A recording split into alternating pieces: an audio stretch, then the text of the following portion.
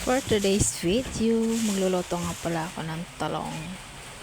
So, sa aming hapunan ay magtatalong lang muna kami. So, ito ang ginagawa ko pag ako lang mag-isa with my kids. Actually, wala dyan yung mga bata nasa labas naglalaro. So, ako na yung magluluto.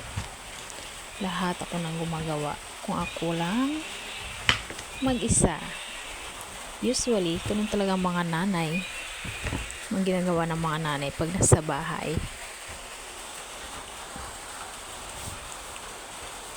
So, ayun guys,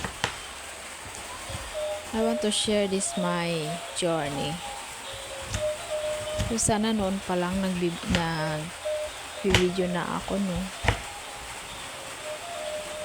Sana yung ganong sitwasyon na sana noon pa lang ginawa mo, hindi yung ngayon pa lang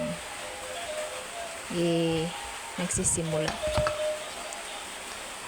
So well, talagang buhay, kung wala kang matinding karanasan sa buhay, walang mangyayari sa'yo.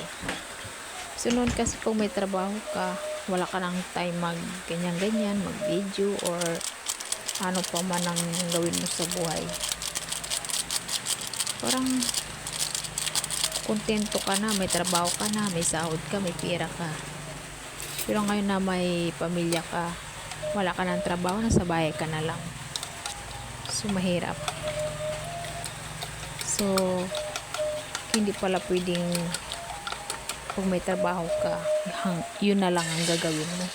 Doon ka na lang umaasa. So, na-realize ko ngayon na dapat kahit nasa bahay ka lang, pwede ka rin magtrabaho. At well, this time, my experience is going on.